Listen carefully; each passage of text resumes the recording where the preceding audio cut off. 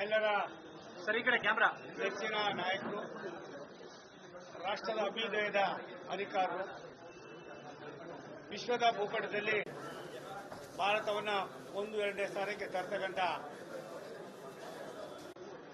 ಒಂದು ದೊಡ್ಡ ಸಂದೇಶವನ್ನು ಕೊಡ್ತಾ ಇರ್ತಕ್ಕಂಥ ನಮ್ಮೆಲ್ಲರ ನೆಚ್ಚಿನ ಪ್ರಧಾನಮಂತ್ರಿ ನರೇಂದ್ರ ಮೋದಿ ಅವರು ನನಗೆ 2 ಜವಾಬ್ದಾರಿಗಳನ್ನು ನೀಡಿದ್ದಾರೆ. ನಾನು ಅದನ್ನು ಸವಾಲಾಗಿ ಸ್ವೀಕಾರ ಮಾಡಿ 45 ವರ್ಷದ ನನ್ನ ಅನುಭವವನ್ನು ಹಂಚಿ ಇಡೀ ಕರ್ನಾಟಕ ಮತ್ತು ಇತರೆ ರಾಜ್ಯಗಳಿಗೂ ಕೂಡ ನನ್ನ ಸೇವೆಯನ್ನು ಮಾಡಿ ಸನ್ಮಾನ್ಯ ನರೇಂದ್ರ ಮೋದಿಯವರ ಒಂದು ನಂಬಿಕೆಗೆ ನಾನು ಪ್ರಾಮಾಣಿಕವಾದ ಪ್ರಯತ್ನ ಮಾಡ್ತೀನಿ.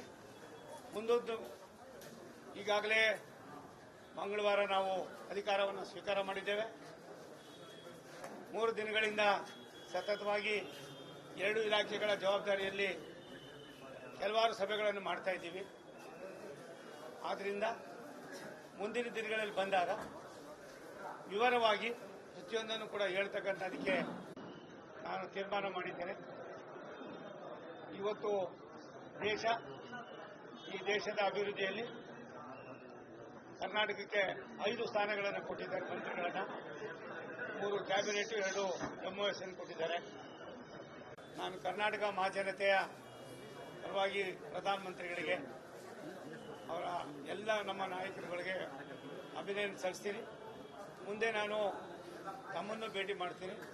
ನಮ್ಮ ಇಲಾಖೆಗಳ ಕೆಲಸ ಕಾರ್ಯಗಳನ್ನು ಯಾವ ರೀತಿ ಬೆಂಗಳೂರು ನಗರದಲ್ಲಿ, ಕರ್ನಾಟಕ ರಾಜ್ಯದಲ್ಲಿ ನನ್ನ ಇಲಾಖೆಗೆ ಯಾವ ರೀತಿ ಒತ್ತನ್ನು ಕೊಟ್ಟು ಸಾಮಾನ್ಯರಿಗೆ ಅದನ್ನು ಸಮರ್ಪಣೆ ಮಾಡಿದ್ದೀವೋ ಅದೇ ರೀತಿ 2 ಇಲಾಖೆಗಳನ್ನು ಕೂಡ ನಾನು ನಡಿ ಈಗ ಶುರು ಮಾಡೋಣ.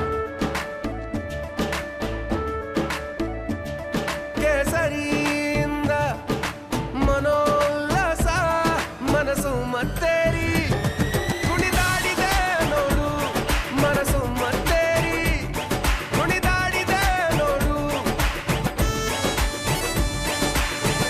ಕ್ಷಣ ಕ್ಷಣವೂ ಆಚರಿಸಿ ಕೇಸರಿ ಹಬ್ಬ.